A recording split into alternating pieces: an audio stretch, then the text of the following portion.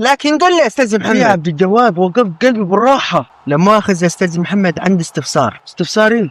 الجماعة الناجحين اللي معاهم فلوس ومشاريع وعقارات ما شاء الله عليهم، يعني بيبان عليهم انهم واثقين في نفسهم. طب وايه المشكلة في كده؟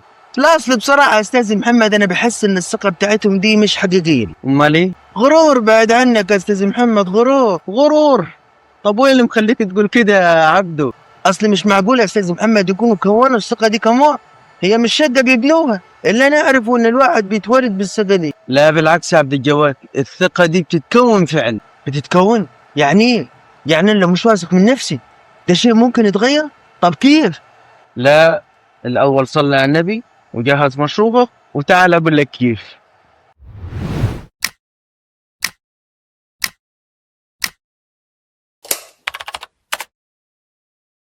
السلام عليكم ورحمة الله وبركاته، وأهلا وسهلا بكم في حديث جديد من حديث تهمة. بسم الله. خلينا الأول نرحب بصديق عبد الجواد. يا مرحبا استاذ محمد بيكم بمشاهدينا. تعال لي بقى وخلينا نتكلم ببساطة ونسأل أول سؤال اللي حيجاوب لينا على أسئلة كتير. الناجح دايما باين عليه إنه واثق من نفسه. ليه؟ لعدة أسباب، أهمها واحد التجربة والإنجاز. لازم تعرف إن النجاح مش بيجي صدفة، وإن ورا كل شخص ناجح لا مش اللي بتفكر فيها خلبوص. ورا كل شخص ناجح محاولات وتجارب واخطاء يتعلم منها، وكل مره بيتخطى العقبات دي ثقته بتزيد لانه شاف بنفسه انه قدر يعدي الحفر الصعبه اللي فاتت. اتنين، وضوح الهدف. الناجح غالبا عارف هو رايح فين وعنده خطه ورؤيه واضحه، ولما تكون عارف انت بتعمل ايه وليه ده بيخلي تحركاتك تبان واثقه ومتزنه، لانك فعليا عارف الطريق اللي المفروض تمشي فيه بوضوح. وعلى العكس يا استاذ محمد، اللي ما عندوش هدف واضح بيبقى عامل زي اللي بيفتح الثلاجة وهو مش عارف عايزين. بالضبط يا عبد الجواد. 3، تجاوز الفشل. زي ما قلنا النجاح مش بيجي صدفة، الناجحين مروا فشل لكن تعاملوا مع الفشل ده كدرس مش نهاية، وده بيخليهم يواجهوا المواقف الجديدة بثبات وبدون خوف لأنهم ببساطة جربوا الأسوأ وعدوا منه. 4، تطوير الذات المستمر. الناجحين مش بس بيعتمدوا على اللي يعرفوه لكن دايما بيحاولوا يتعلموا ويطوروا من نفسهم، وده بيخليهم حاسين انهم اقوياء من جوا ومش خايفين من التحديات. 5، وعي ذاتي قوي. الناجح عارف قيمته كويس جدا ومش منتظر يعرف التأكيد ده من بره، وفي الحالة دي طبعا ثقته بتزيد. طب معلش السؤال يا استاذ محمد.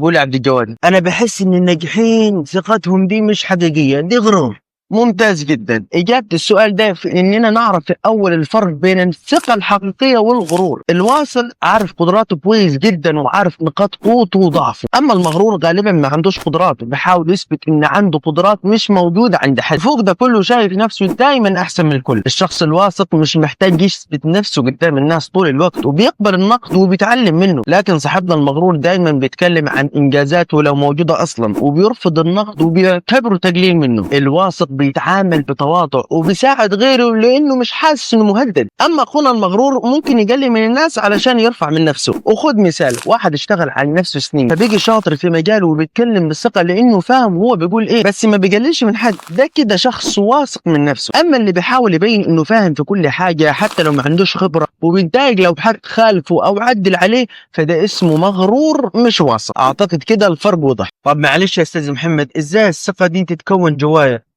علشان الموضوع متورط؟ بطرق كتير بس برضه محتاج منك شغل ومثابرة. 1، التجربة. كل مرة بتواجه موقف وبتعديه حتى لو بسيط بتاخد نقطة ثقة. المواقف دي بتقول لعقلك أنا أقدر، ومع التجربة هتعرف نقاط قوتك وضعفك. وحاجة مهمة، معرفتك لنقاط ضعفك ده مش ضعف، ده وعي. 2، الإنجاز. حتى في الحاجات الصغيرة زي إنك تلتزم بحاجة وتكملها، الإنجازات فعليا بتقوي إحساسك بنفسك، فتعلم تسجل إنجازاتك حتى لو كانت بسيطة وكمان كافئ نفسك عليه. 3، الكلام الداخلي. لو طول الوقت بتلوم نفسك او بتقلل منها ثقتك اكيد هتضعف، لكن لما تبدا تتكلم مع نفسك بايجابيه وتشوف مميزاتك ثقتك هتزيد. يعني بدل ما تقول لنفسك انا فاشل قول لنفسك انا لسه بتعلم، انا حوصل، انا هكمل. وخد بالك اللي بيتكلم مع نفسه مش دايما مجنون. 4، البيئه، ودي اخطر نقطه. لو اتربيت في بيئه دايما بتشكك فيك وبتنتقدك باستمرار او بتقارن بينك وبين غيرك او بتتنمر عليك هتكبر وانت مش مش حاسس بقيمتك وثقتك حتبقى هبال. على العكس لو حواليك ناس بتشجعك وبتؤمن بيك حتحس بفرق كبير. فنصيحتي حاوط نفسك ببيئة إيجابية، لأن وجود ناس بتآمن بيك بيفرق كتير في رحلتك وحياتك، أو على الأقل قلل وقتك مع الناس اللي بيقللوا منك. وفي النهاية لازم تعرف إن الثقة بالنفس هي أساس الراحة النفسية وأساس النجاح الحقيقي. ومش معناها إنك ما تغلطش، لكن معناها إنك تؤمن إنك تقدر تتعلم وتعدي أي عقبة وأي صعوبة. فابدأ بخطوة حتى لو كانت صغيرة جدا، لأن كل خطوة